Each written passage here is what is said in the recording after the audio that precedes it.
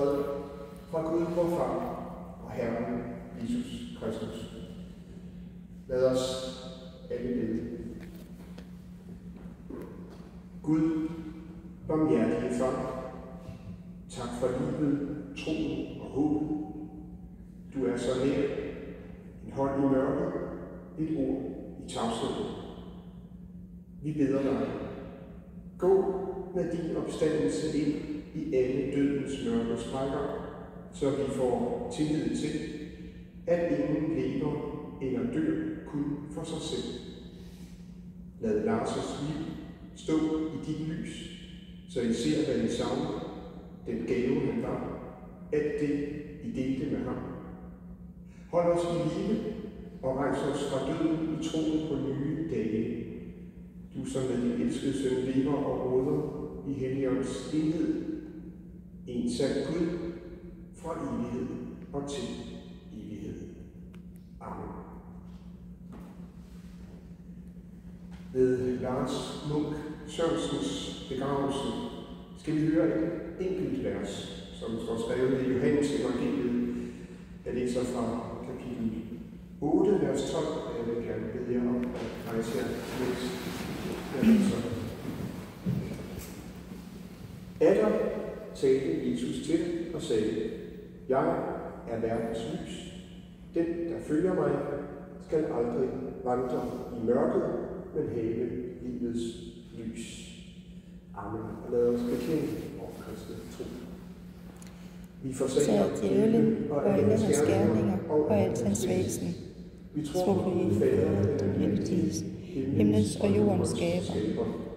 Vi tror på Jesus Kristus, hans enbårne søn, vor Herre, som er undfanget ved Helligånden, født af jomfru Maria, pint under Pontius Pilatus, korsfæstet, død og begravet, nedfart til dødsriget, på tredje dagen opstanden fra de døde, opfart til himmels, siddende ved den faderens den almægtiges højre hånd, hvorfra han skal komme at dømme levende og døde. Vi tror på Helligånden, den hellige almindelige kirke, de hellige samfund, syndernes forladelse, kødets opstandelse og det evige liv. Amen.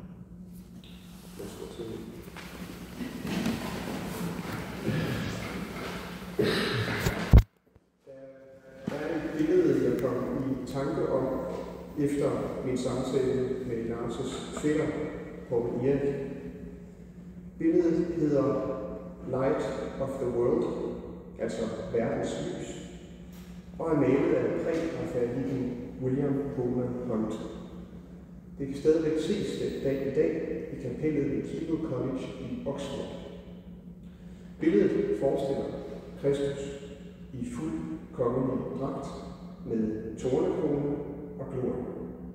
Han står i skoringen uden for en lukket dør med en lygte i den ene hånd og med den anden hånd hvilende på dørhammeren. Under billedet står teksten fra Johannes åbenbaring, kapitel 3, vers 20, som billedet også illustrerer. Se, jeg står ved døren og banker på. Hører nogen mig og åbner døren, vil jeg gå ind til ham og holde måltid med ham, og ham med mig. Maleren Holman Hunt indlagde en enkelt symbolik i billedet, som han mange år efter følte, han blev nødt til at forklare. For døren Kristus banker på, har ikke noget dørhåndtag. Det vil sige, hvis den skal åbnes, så skal det ske indefra. Hunt har malet det fineste ukrudt, der vokser på dørens yderside, hvilket fortæller betragteren af billedet, at det så må være meget længe siden, at den dør er blevet åbnet. Det er billedet på det forhærdede, tillukkede menneske. Det menneske, som har nået alt lys ude. Måske fordi de har valgt sig selv som den højeste autoritet i denne verden. Men til vores held er Kristus der altså stadig og banker på, når det mulmer mod den mørke nat. Det er det billedet på inciterende og dragende vis vil sige til sine betragter. Vil vi lukke op, når der bankes på døren? At dømme efter den samtale, jeg havde med Poul Erik, tror jeg, at Lars ville have lukket op. Han ville have været alt for nysgerrig til at lade være. For en ting, der har været kendetegnende for Lars, er vel, at han hele livet var optaget af de åndelige emner, og måske især de spirituelle sager, som andre måske ville gå udenom, fordi de var for mærkelige eller for mystiske.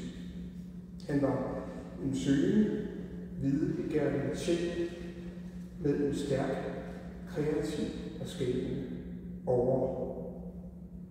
Af forskellige grunde, som vi alle er bekendt med, nåede jeg ikke at mødes med Lars' kone Itzi, som netop nu sammen med deres fælles søn Victor befinder sig langt væk herfra, enten på vej til Danmark, det ved jeg ikke, eller på den anden side af jordkloden. De er der, og de er ikke her, fordi Itzi for nogle år siden skulle hjem og passe sin syge mor. Sidste år skulle Lars også have besøgt dem i Kina, men det blev ikke til noget. Han magtede det ikke. Og igen i år, faktisk her planlagt til om 2 måneder, skulle Lars have prøvet en gang til at tage flyturen til Kina, men sådan skulle det ikke gå. Hvad enten denne tale streames eller om den optages, så er jeg glad for, at Itzi og Victor kan følge med på et andet tidspunkt og høre dem. For jeg er nemlig sikker på, at I vil kunne bevidne, at Lars var et elskeligt og et godt menneske.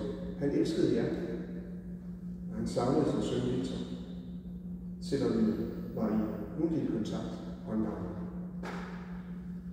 Tilbage i Viborg i tirsdags fortalte Poul Erik mig, at Lars på mange måder var et meget vidende menneske, et omvandrende leksikon. Han elskede at dele sin viden med andre. Det var efter sigende noget, han havde med sig helt fra barnsben, det med at samle oplysninger til sig. For eksempel så lærte han sig plante- og dyrenavne via en bog, og så hæftede han sig ved deres latinske navne. Ikke mærkeligt, at han senere blev klassisk sproglig student fra Viborg Katedralskole. Da jeg under vores samtale foreslog Poul Erik, at man godt kunne kalde Lars for uortodoks, nikkede han bekræftende. Lars kunne godt lide at skille sig ud fra mængden, også med måden han så ud på og klædte sig på. Han vidste godt, at han ikke var som alle andre, og derfor opsøgte han også andre mennesker, som for ham var mere interessante at snakke med. Det gennemsnitlige og konforme menneskeliv, sagde han ikke så meget. Lars ville gerne 1 eller 2 spadestik dybere i de samtaler, han førte. Hvis det bare handlede om hverdagsagtig small talk, så havde hans lærer været høj koncentration. Mens Lars var søgende og nysgerrig i ånden, var han måske mere stationær i valget af levesteder.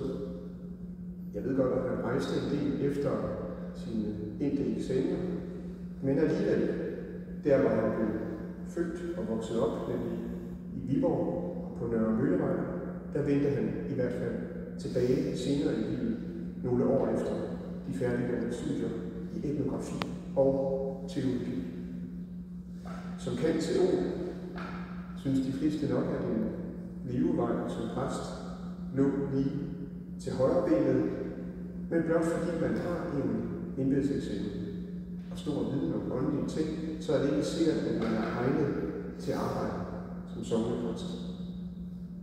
Fra min egen studietid i slutningen af 90'erne på Aarhus Universitet husker jeg slet Lars som en af dem, der hang ud i miljøet på det daværende dialogcenter, hvor professor Johannes Aagaard agerede og ledede studierne og kortlægningen af alverdens nyreligiøse bevægelser. Lars var en betroet medarbejder, og han havde ansvar for det, man kaldte for satanisme-stoffet. Dengang var det faktisk genstand for en del opmærksomhed. Og han udgav også en bog om satanisme på forlaget Gyldendal. Den fordomsfri og nysgerrige tilgang til et meget anderledes miljø end det typisk folkekirkelige, tror jeg har været kendetegnende for Lars. Han vidste godt, hvad han selv troede på, og var ikke i tvivl om sit eget folkekirkelige ståsted, men det forhindrede ham ikke i at tale med andre, som havde helt andre livsopfattelser. En god ven af Lars, nemlig Tom Thyssen Daugaard. Jeg ved ikke, om du er med i dag her, men i hvert fald læste jeg en besked på Facebook, som jeg tror er ganske rammende, og derfor har jeg tilladt mig at citere den her i talen. Tom skriver: Lars var først og fremmest et sødt og varmt menneske, men han var også en original, en sprudlende hjerne, måske lidt autistisk af type. Han var uddannet teolog, men for specielt til at kunne blive præst. Tom skriver videre: Lars havde mange ting at kæmpe med, alligevel formåede han at give meget. Han gav sit hjerte, sin varme, sit nærvær, et krøllet, spændende, snirklet, rappende, herligt, kærligt og skønt menneske er pludselig væk. Citat slut.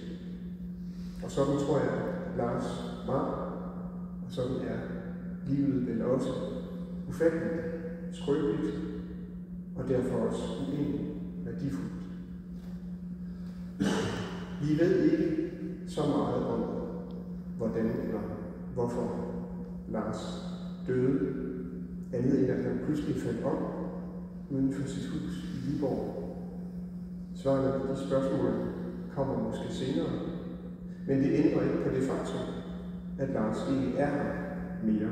Alt for tidligt, i en alder af 63, blev han revet ud af vores fælles virkelighed.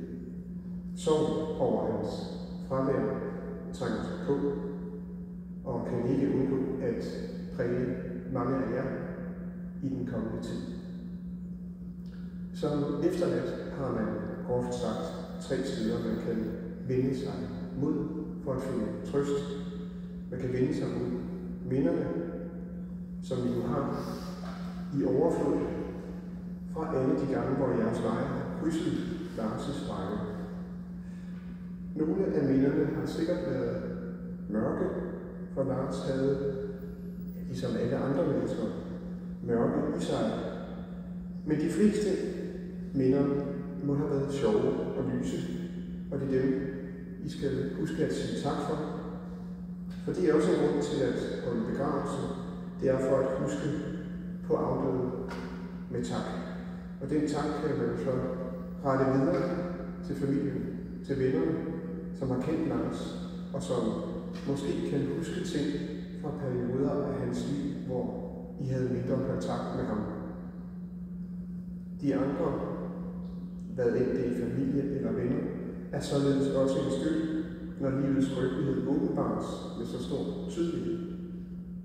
Og endelig er der den trøst, vi finder hos Gud, nemlig hos ham, der sagde om sig selv: Jeg er verdens lys.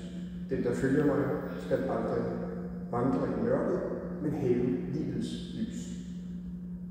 De ord, Jesus sagde, har stor betydning. For tages de for gode varer, så kan også vi sætte pris på og værdsætte og stole på, at Lars ikke er alene, selvom han er uden for vores rækkevidde. På sin videre færd har han fået følgeskab. Han går ikke for sig selv i mørket, men har altid livets lys hos sig. Han har Jesus ved sin side. Og det har vi også. For vi hører lige så meget Jesus til, hvad enten vi lever eller vi dør. Vi tilhører ham, sådan som det er blevet sagt os, i vores dåb. Og det betyder, at vi har et andet udgangspunkt, når vi forholder os til det uafvendelige, nemlig at vi alle har en død i vente. Vi har et evigt liv, som ikke ophører, blot fordi hjertet holder op med at slå. Vi har lys i det mørke, som kommer fra os, som det hedder i den salme, vi senere skal synge. Og i det håb og i den tro vil vi lade sammenskrive med jeres mand, far, fætter og gode ven, Lars Munk Sørensen. Guds fred være med ham. Lad mig Guds fred være med os alle. Amen. Lad os bede. Vor far i himlen, vi takker dig for din kærlighed og trofasthed i din søn, Jesus Kristus, for alle livets gaver, for vores kære, og for alt, hvad du gav os i ham, som vi nu har mistet. Vi beder dig, tag ham i dine hænder, trøst os i sorg, og vær os til det sidste en nådig dom, og skænk os for Jesus skyld en glædelig opstandelse. Amen. Nu vil jeg give ordet til Thomas, som velkommen. Du må gerne træde nærmere her.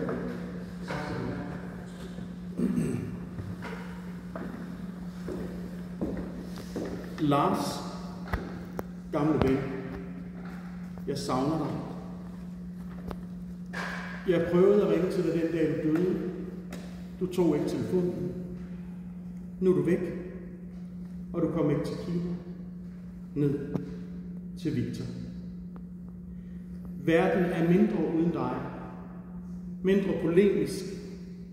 Mindre fabulerende. Mindre vild og vanvittig. Og meget mindre vidende. Og mindre trofast. For du var, Lars, i al din selvcentrerighed et meget trofast menneske. Jeg holdt tale til dit bryllup, og jeg holdt tale for dig, da du blev 50, og jeg vil også tale i dag. Og det er en meget ærlig tale, så undskyld på forhånd til dem, jeg kommer til at træde over tæerne eller støde på manchetterne. Vi mødte hinanden første gang på Lejre Forsøgscenter til en fortællefestival, hvor du kom spacerende med den store folkemindeforsker Gustav Henningsen og diskuterede, eller så selvfølgelig gjorde du det, Lars, og diskuterede et eller andet emne.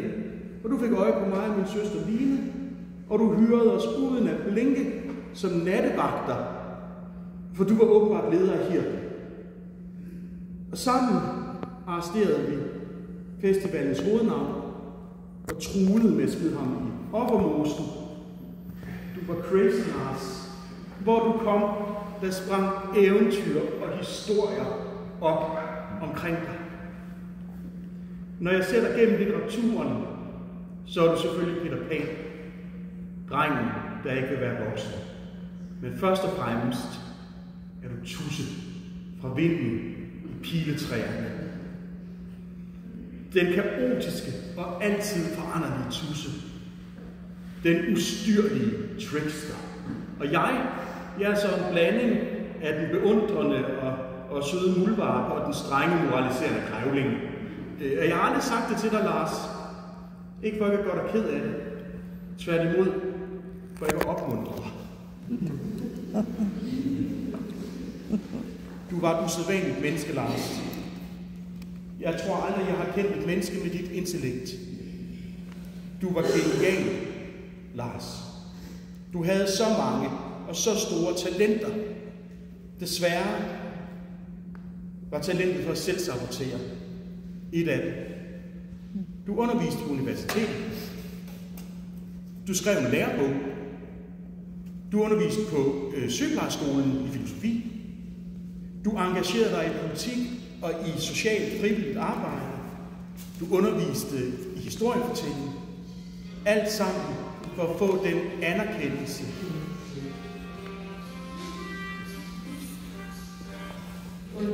Det er Lars, der så hvis jeg kender Lars rigtigt, hvis jeg kender Lars ret, så vil hans mobil også ringe i det her øjeblik. Alt sammen for at få den anerkendelse, du så desperat higede efter, men alt for sjældent fik, for du var misforstået, Lars. Som så mange exceptionelle mennesker før dig, og du blev ikke altid påskyndet nok. Det gav dig en bitterhed. Den gjorde ikke noget godt. Du var på tværs, Lars. Du arbejdede for Dialogcenteret. men du ville helst kritisere de kristne, som du sagde. Og du forsvarede utrætteligt de satanister, der var så meget i vælten og blev tillagt så mange grimme ting. Man kan sige, på en eller anden måde var du altid på den lille mands side. Jeg husker en gang, du skulle holde foredrag om netop satanisme. Og du kom langhåret i militærstøvler, i black metal t-shirts. Og inden for 5 minutter, så havde du vendt hele salen mod dig. De troede simpelthen, at du var satanist. Selv. Lars, du gjorde intet for at rette misforståelsen. Og bagefter, så klagede du over publikum, alle de fordomsfulde kristne, jeg sagde det jo. Men det var selv dig selv, der havde skabt det, Lars. Du havde lavet det. Du drillede altid mig med, at jeg i virkeligheden var jødisk, sagde du. Fordi jeg altid havde 3 modstridende holdninger på samme tid, og derfor kunne skændes med mig selv. Og det var åbenbart et særligt jødisk træk, sagde du. Men sådan var du også selv, Lars. Du havde så mange holdninger på samme tid, og det var ikke altid, de kom lige godt ud af det med hinanden. De stak i alle mulige retninger. Men vi kan også se det sådan, at du så formåede at se verden fra rigtig mange vinkler på samme tid. Og det har vi brug for, er der nogen, der kan. Og du havde angst, Lars. Måske vidste du det ikke selv, eller måske gjorde du, men var ikke i stand til at gøre noget ved det. Du havde den der diagnosesnak. Den kunne du ikke bruge. Og til sidst gik det i stykker, Lars. Dit helbred svigtede. Dit hus, din familie, det hele forfaldt. Dit barn blev flyttet til Kina, Lars. Du fik for lidt hjælp, og du fik den for sent. Undskyld, Lars. Du kunne være svær at hjælpe. Din ven og lærer Niels tog afsted lidt før dig, og jeg håber, I 2 sidder et sted og diskuterer Heidegger. Jeg forestiller mig en afsides strandbar i Sydøstasien, under palmerne, hvor mænd i opsmøgede skjorteærmer læser Hemingway, Dickens og måske Poe og Saki, hvor lokale piger i korte nederdele serverer kolde øl, mens brændingen ryddes mod kysten. Der tror jeg, du kan finde glæde og hvile, Lars. Og måske, Lars, kommer jeg en dag forbi og drikker en øl med dig i solen og skælder dig lidt ud fra min usædvanligt høje moralens hest, ligesom jeg har gjort så tit, og du finder dig godmodigt i det, ligesom du har gjort det i alle de år, vi har kendt hinanden. Måske ses vi der. Men indtil den dag, Lars, er verden blevet mindre, mere tom og mere ligegyldig. Min gamle ven, jeg savner dig. Det er Lars, der er død. Forstår I? Tak.